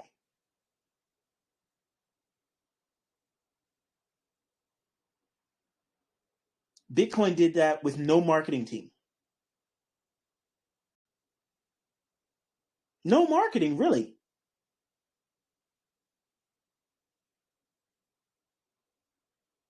A coalition of holders. When you see CoinDesk writing articles about Bitcoin, realize that that's just like a person, just like Patrick, except a decade earlier, starting a publication and saying, we're going to write about Bitcoin every day. Just like Patrick and Cryptozoa write about elephant every day. Just like the folks that are producing videos really should try to cover elephant on a regular basis. Okay? So that's how all that works. And so for us to get this ball rolling, case in point, BNB was up 9% the other day. I think we were up 1%. And it was just because the selling was so high. So if you're going to sell, make sure you're selling for the right reasons. If you need to sell and get into whatever else the market can provide, from Bitcoin on down, do that now. Do it right now. Do it responsibly. But rip the Band-Aid off. Do it now. Get in position so that you can actually make gains, right? Did you miss out on the 80% pump in Solana? So now you're going to sell and get into Solana? Okay, fine. Do it. Solana probably still going to 5x. Go ahead. Do it. But realize once Elephant turns the corner and the community just does what we do, lockstep, 1% days, back to back to back to back to back, only up. For us, only up was 1% days, back to back to back to back to back. But now we're in that was during a bear market. Now we're in a bull run. So we're buying token count 1% day in, day out. But BNB coming in 3%, 5%, 6%, 12% days. On top of us just boom, boom, boom, boom, boom. Do you kind of get the sense that there's also a sense of urgency around this? That we're priced in BNB and that BNB is going to get more expensive.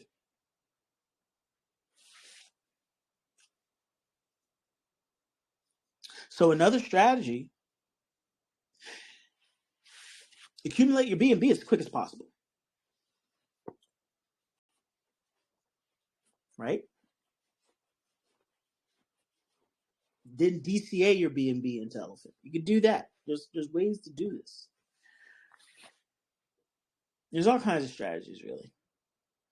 But DCA is the strategy. That's the strategy that's going to win. That's the strategy that's going to get your portfolio to where it's going to be, needs to be. And you need to be adequately diversified beyond the point of regret.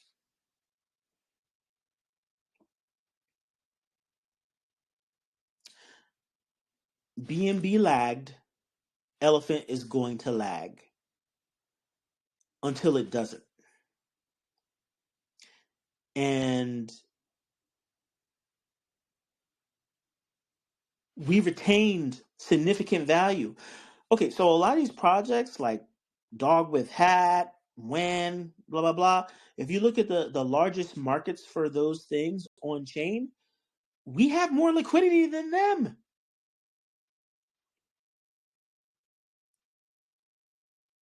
We have triple the amount of liquidity than these high-flying projects on Solana.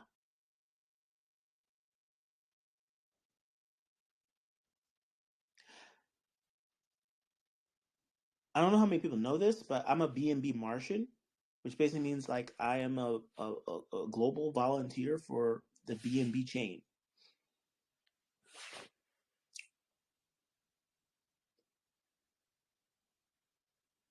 Our core job is to help onboard people onto the Binance or BNB chain ecosystem. I think I'm doing a pretty good job of that. Plus, we give away NFTs and Trumpet and Trunk and stuff like that to the other BNB chain Martians. But they totally screwed up our data.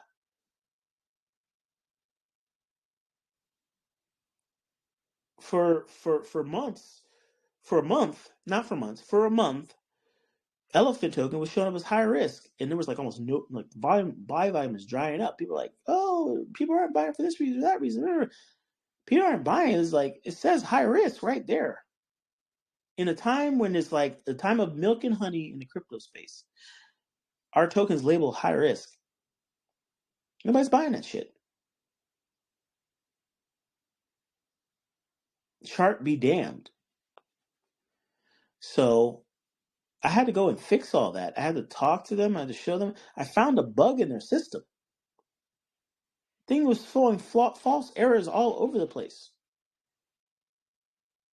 Why? Because most protocols are just a single token, not tied to anything else that doesn't do anything. Basically, an ERC20 token, whether it's an SPL token on Solana or whether it's a BRC20 token here.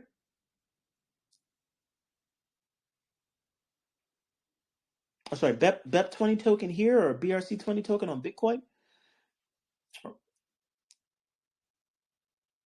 Doesn't matter. It's just a token.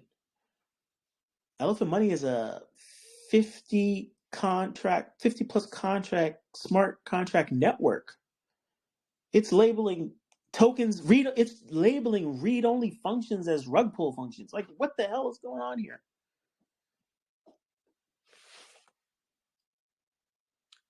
It's saying the team is anonymous. I'm like, I'm on the freaking BNB chain team. What the hell are you talking about? I've met with people face to face.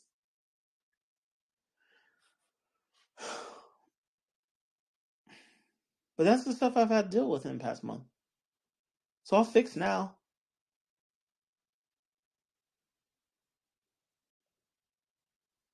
But it's still just as dysfunctional.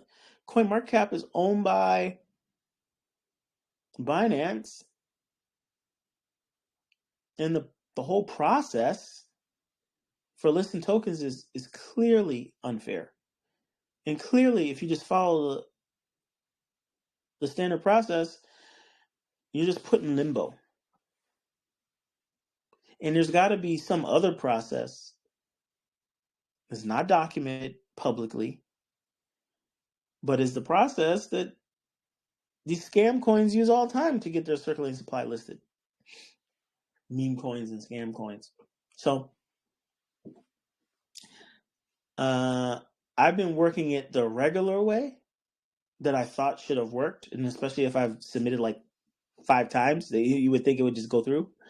And especially, there's a lot of dysfunction there, and there's just people there that don't understand business, and there's people there that's just their job. They're it's not in the United States, right? These people are not in the United States. Their salaries are very low, and it's just a data entry clerical job, and their process is just to say no, and then there's the real process. I don't think people probably don't get properly verified through the standard process with high hit rates, high completion rates, I should say, verification rates. But that's the next challenge. The Each One Teach One marathon can help with that, because I think, once the holder count gets past a certain amount, they kind of are obligated to list the circulating supply because of financial harm to the holder base. So chop. This is what this is about, This is what this is about. I'm not just pulling stuff out of my butt here. Like, this is what you, and yes, you need to do. I can't sit here and generate 100 fake accounts or hundreds of thousands of fake accounts to make this work. I need you guys to do the simple work. So that's why the Each One Teach One marathon is there. And you can win $1,000 every week. So, it's a very fun competition, and you can win, or your people can win. The people that you bring in can win. All right. I'm not trying to turn this into like a 4-hour thing, but let's take some questions. And I'm just scrolling through. Hey, BT, mind if I jump in real quick? Yeah, go ahead. I had a couple. Actually, I want to get my first question in before everybody else did. Well, first, you mentioned your Boston cream thing. If you want to relate to that, look how much money they've gone up. Look how tiny the Girl Scout cookies have gotten over the years. They've pretty much shrunk down to pretty much nothing, but they charge you a bit more. So I just thought about that when you mentioned your donuts. So when did the official Each One Teach One-a-thon start? When is the start date? When's the end date for the week long? So everybody knows. Has it already started? Is it almost up? What is that date there?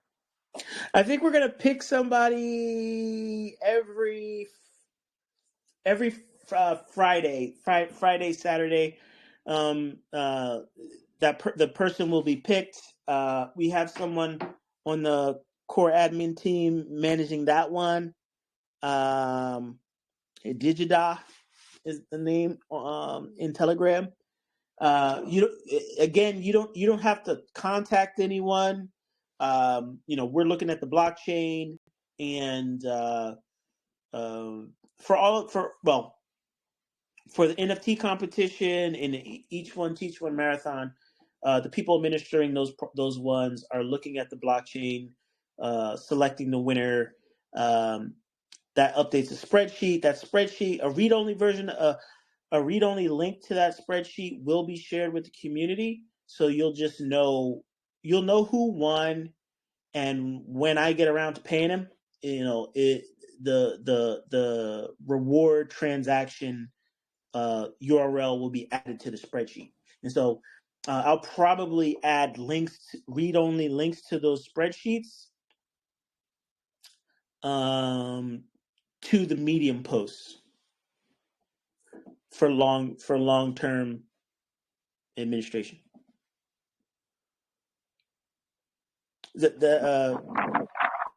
All good? Yeah, all good. Okay. So basically, get in now. Like, start now. Because you probably, like, in the next 48 hours, somebody's gonna win $1,000.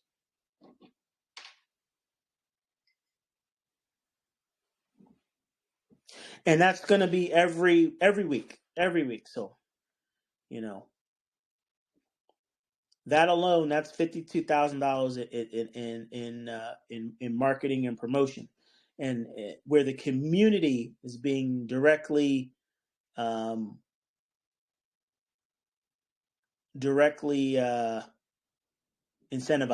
and the wallet only counts if it's fresh B&B coming in through Buy with Bertha, a minimum $10. Again, I'd like to express, make sure you're paying attention when you do that set destination. Make sure that address is correct and you're not messing that up. Take an extra second to make sure you're doing that part right if you're doing it that way. Right, yeah. So for everyone who can participate in this, either the new buy is coming in through a new wallet that has been created for Elephant Money, or if you already are in Elephant Money, you have to set the destination to a new wallet that hasn't been in Elephant Money. So it has to be, so this contest is designed to bring on new people, new people to the ecosystem, like new stakeholders into the ecosystem, to grow our holder count, all that. So just keep in mind the purpose of all of this, like, before you decide to game the system, because ultimately that's really not going to help us as much as bringing on real people. And it's more rewarding just for the individual, even, or the individuals involved, to bring on new people.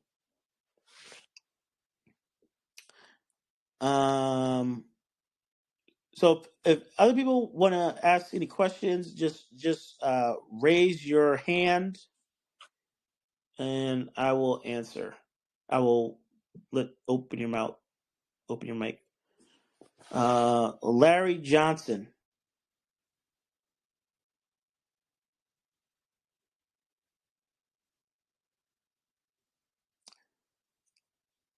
Larry Johnson, you waved your hand. Your mic is on. You can turn your mic on.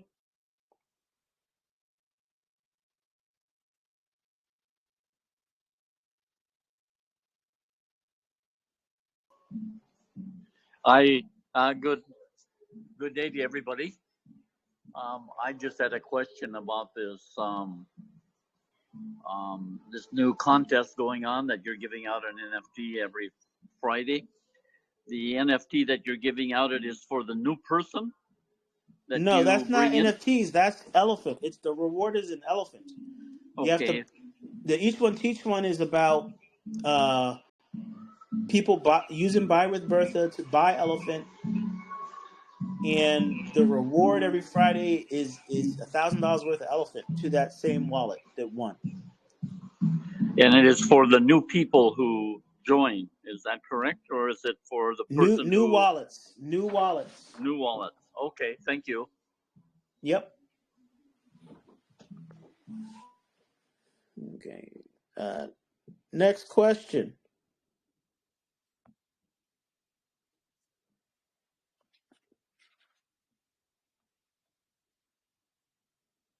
You gotta raise your hand if you have a question. If we don't have questions, we can end it early. I'm gonna take a look at the chat.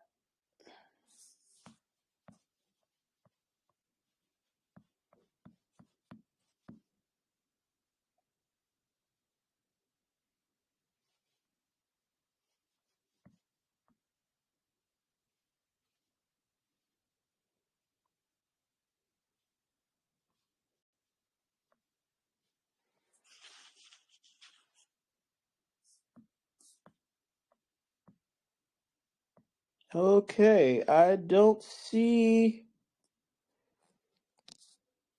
anyone raising their hand.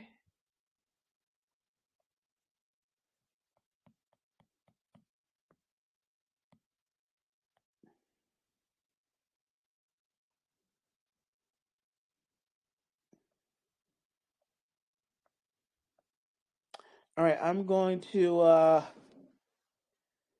maybe gonna pick one or two people if I see someone.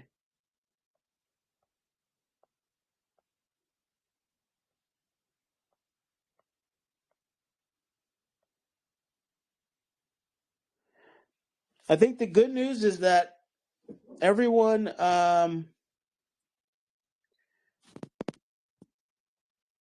majority of people, especially the people on this call, I'm just looking at all the names and stuff, have been through this rodeo before. This is going to be the third time we go. This is actually the third accumulation, but for the third parabolic rise. So that's where we're at. And what's more probable? 2 parabolic rises in a bear market, in the longest bear market in crypto history, or 1 parabolic rise in what's projected to be the longest protracted bull run in crypto history? You tell me, which one's more probable? That we're not going to have any more parabolic rises in a bull market when we've had 2 in a bear market? All right. Tia Kara. Hey there. Just a quick question on the $10 for the 1,000. What would be the first date that this is coming from? Because I do have someone who bought $28 of elephant at some point last week, but I have to find out when they did and if that would have been considered if it was like during the weekend, let's say. If the dates before the announcement was put out, then it doesn't qualify. All right, good to know. Thank you. Yep.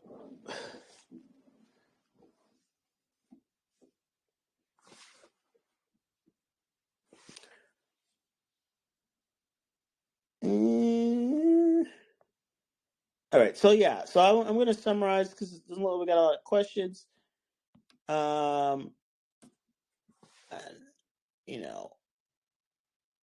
We've done this show 2 times already, and we're doing it for a third time. This is we're if anything, I feel like we're still in distribution. It's only when we start truly flattening out that we're in accumulation. So we're entering our 3rd accumulation phase, and then that will lead into the next parabolic rise based purely on math. If the price has to drop low enough that Bertha can, hold on to her stuff, then that's what's going to happen. So is that simply just what's going to happen? So that's the way this all works. And so, but at the same time, we're in a macro environment where cheap money, cheap fiat should be raining from the sky, and assets, other digital assets should be going to the moon. And I've named a couple for you. So everyone should either be in position or know what they need to do to get into position. And over here at Elephant Money, at where we are in this part of the cycle, we don't care about price. We care about accumulation. We care about accumulating elephant, and that elephant's going to be transferred from the weak hands to strong hands, and it's as simple as that. Now, we talked a lot about unlimited, what needs to be done there, but in general, if you want to win, if your position is I want to win long term in Elephant Money, then hold and accumulate the token, whether it be the unlimited NFT tokens, whether it be the elephant token, or whether it be the trunk token. DCA into those tokens. And what that means is set an appropriate frequency, set an appropriate amount based on your own financial goals and needs.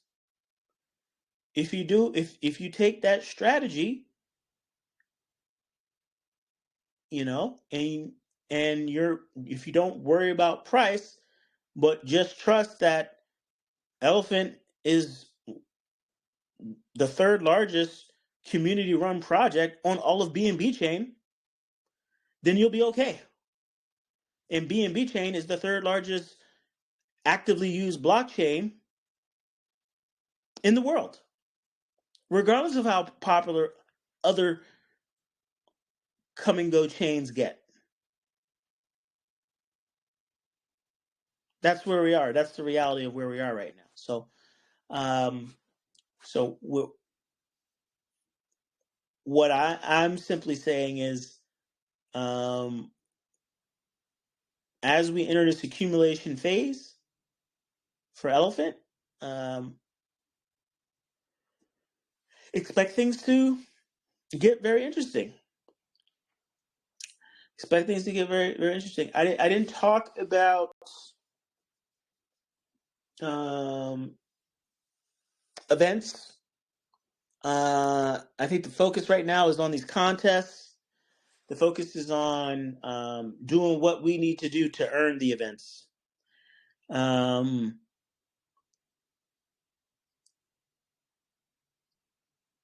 Is what it comes down to. Like, we still have. We're in BSC scan right now. In March, I want to be in a position where we can onboard DEX tools effectively without breaking the bank and stuff like that. So we need to be able to afford it. We need to see some. We need the price to go up, and if even if buyers aren't streaming in heavily, just throttling and slowing down, selling will go a long way. And so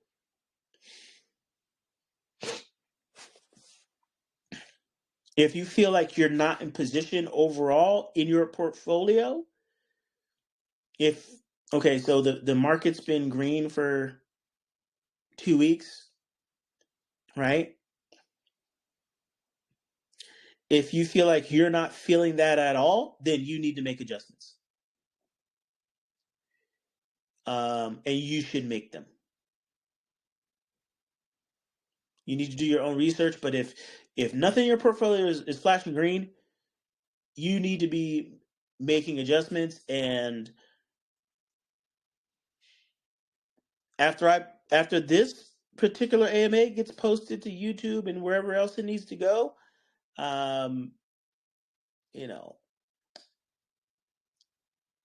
you really can't blame Elephant for that. We're just one asset in your portfolio. And the amount of Elephant or anything else related to Elephant that's in your portfolio, that's you, right? So That decision was based on you, not me, not anyone else. You, right? We're all personally accountable. Not your keys, not your crypto. Not my keys, not my problem, right? So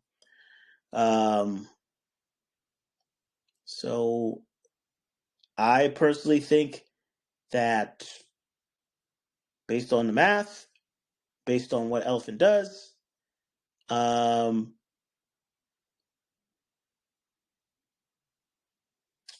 based on chart that's very easy to read, we're just going into we're exiting the distribution phase. We're going into the accumulation phase, which you expect to just be moving sideways, just like BNB moved sideways until it stopped moving sideways. BNB was moving sideways up until a couple of days ago where it stopped moving sideways. And now we're pumping, and probably a good chance we're going to hit 400 soon. And Elephant's going to go up with that. So don't fight the pump. In our first parabolic rise, a lot of that was due to BNB.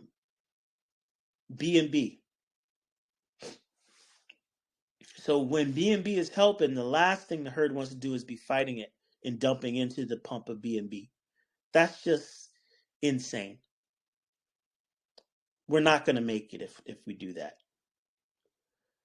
So don't listen to people who are, you have to make the decisions based on your goals. You have to make your investment decision, and then you have to stick to it. You have to stick to your plan.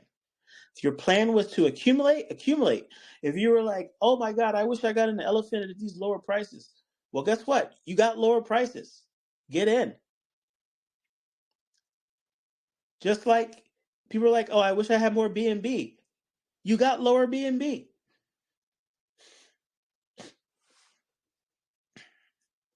The last bull run, people are like, oh man, I wish I could get Solana for less than $200.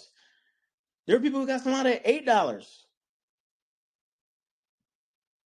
at $20, at $30, at $40, at $50.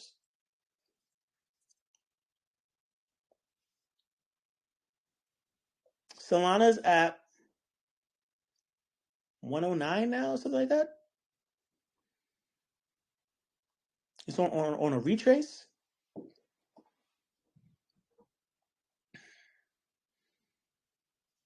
This is cheaper Elephant, but look at the holder count. There's not much more dumping that can happen. It's going to get to the point where and then so this is what's happening. When BNB starts helping us, it becomes very foolish to dump Elephant. Because it's now more expensive to acquire Elephant, flat out. It's just more expensive to acquire Elephant, regardless of what the community thinks the value is. Because because we have so much BNB in our war chest that in BNB comparative, the price is going to pump. So now, if you're selling Elephant, or if you're convincing people if you're being convinced by other people to sell your Elephant, you're part of the problem. Not just the people who are telling you to sell your Elephant.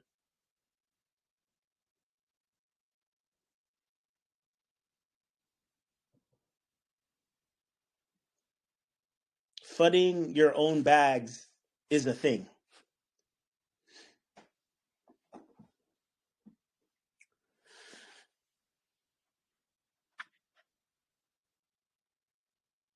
So I think on that note, we want to lead in the weekend with the Each One Teach One marathon. I think it's the simplest thing that anyone can do for a chance to win $1,000 and get a few people to get Elephant. Now you can, help them set up a wallet real quick, and you can use the buy with Bertha, set the destination, and you can buy that Elephant fresh for them. That you can do. So it's fairly low effort for you to set up a bunch of wallets, help people onboard, and set up a bunch of wallets for them to get them involved in Elephant Money. That you can do. And with that, we can reach some of our goals that are leading indicators of where the price could go.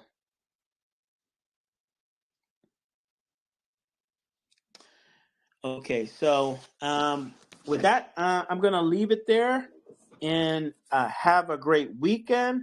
I hope that this was informative. I know we didn't cover everything, but yeah, all good. Talk to you later.